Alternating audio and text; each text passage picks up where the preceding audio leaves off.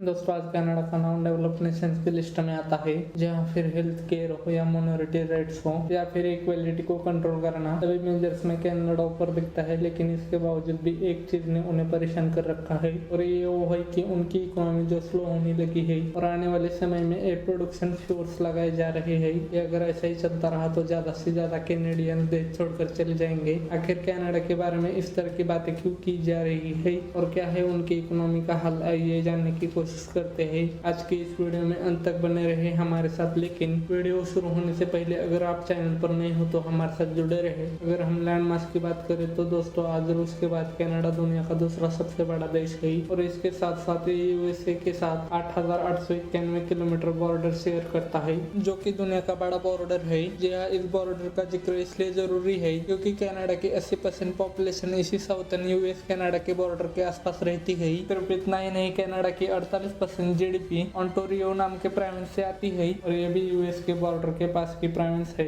जनसंख्या उन्हीं इलाकों में ज्यादा होती है दोस्तों जहां इकोनॉमी एक्टिविटीज हो रही हो। कनाडा की सबसे बड़ी इंडस्ट्रीज में रियल एस्टेट, माइनिंग और मैन्युफैक्चरिंग शामिल है, जो इन एरियाज में है। अब अगर उनकी इकोनॉमी पर आए तो वहाँ कई सारे ट्रेड देखने को मिलते हैं। जहाँ पहला ट्रेड तो ये है कि 2008 की फाइनेंशियल क्राइसिस के बाद से कनाडा की ग्रोथ स्लो होने लगी है, लेकिन वहाँ पर हाउसिंग प्राइसेस भी काफी बढ़ गए हैं और इसका असर बाकी सेक्टर पर भी देखा जा सकता है। 2009 में फाइनेंशियल क्राइसिस से निपटने के लिए कनाडा की सरकार और सेंट्रल बैंक ने इंटरेस्ट रेट को 1% कर दिया था। ये इंटरेस्ट रेट सिर्फ घर खरीदने के लिए दिया जाना था, इसलिए इस समय काफी लोगों ने लोन लिया और घर खरीदना शुरू कर दिए। अब जब इंटरेस्ट रेट बढ़ने लगे तो लोगों के लिए घर खरीदना भी मुश्किल हो रहा है, और कुछ रिपोर्टें भी कहती है 63% यंग कैनेडियंस ने बढ़ते हुए प्राइजेस को देखकर ये उम्मीद तो छोड़ दी है कि वो जिंदगी में कभी घर भी खरीद पाएंगे। हाउसिंग प्राइजेस बढ़ने का कारण ये भी है कनाडा में दुनिया भर से इमिग्रेट्स आते हैं और जिन्हें रहने के लिए वो जगह चाहिए होती है, और इसलिए वहाँ पर हमेशा ही एनुअल प्रॉपर्टी की डिमांड बढ़ती रहती है। अब हाउसिंग प्राइजेस तो वैसे दोस्तों दुनिया भर में बढ़ते रहते हैं, लेकिन कनाडा को जो चीज अलग करती है वो ये है कि वहाँ के रेट्स बढ़ रहे हैं,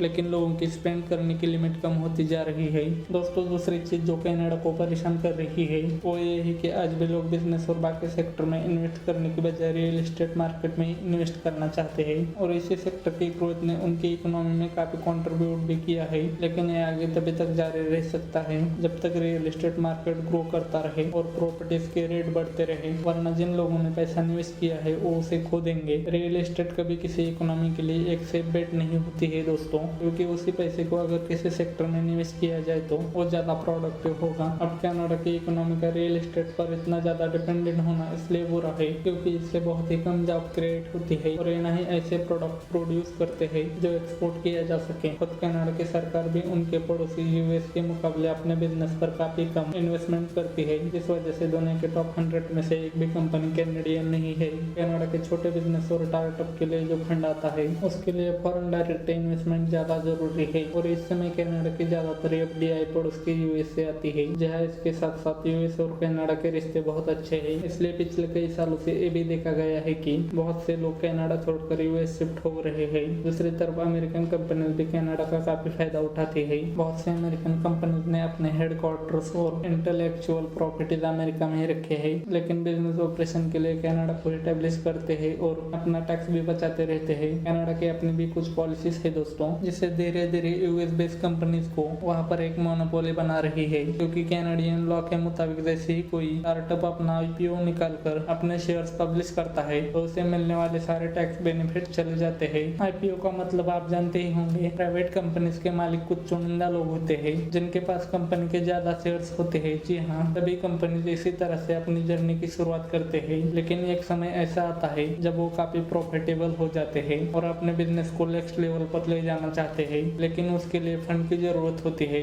ऐसे में कंपनी चाहे तो बैंक से लोन भी ले सकती है, लेकिन एक दूसरा रास्ता भी है। ये रास्ता है अपनी कंपनी का कुछ हिस्सा जनता को बेच देना, यानी अपने शेयर्स को मार्केट में रिलीज कर देना, ताकि एक आम इंसान भी आपकी कंपनी के शेयर्स को खरीद सके। इसका फायदा ये होता है कि आपको बिना लोन के काफी सारा पैसा भी मिल जाता है, और दूसरी तरफ मार्केट में आपके शेयर ट्रेड होने से आपकी वैल्यूएशन बढ़ती रहती है। जब भी किसी कंपनी को पहली बार अपने शेयर्स मार्केट में रिलीज करने होते हैं तो वो आईपीओ का सहारा लेते हैं। जहाँ आईपीओ यानी इनिशियल पब्लिक ऑफरिंग, जिसमें कंपनी रेट तय करती है कि वो किस प्राइस पर अपने शेयर्स को बेचेगी, क्योंकि अब आईपीओ का रास्ता इन बिजनेस के बेनिफिट्स को कम कर देगा और प्रोडक्ट की कॉस्ट को को बढ़ा देगा, इसलिए स्टार्टअप अपना IPO लेने से हिचकिचाती है और इसका फायदा उठाकर यूएस बेस्ड फॉर्मर्स उन्हें डायरेक्ट एक्वायरी कर लेते हैं। इससे सिर्फ आप यूएस से कंपटीशन ही नहीं हार रहे हैं, बल्कि इस इनोवेशन की ग्रोथ भी सस्टेन नहीं की जा सकती। अगर हम यहाँ पर फ्यूअर कॉस्ट की बात करें दोस्तों, तो आज जहाँ एक कैनेडियन साल में $60,000 कमाता है, वही एक अमेरिकन $80,000 कमाता है। इसके साथ साथ एक अमेरिकन वर्कर 1 घंटे में करीब $74 की वैल्यू प्रोड्यूस करता है, जबकि एक कैनेडियन वर्कर सिर्फ $57 की।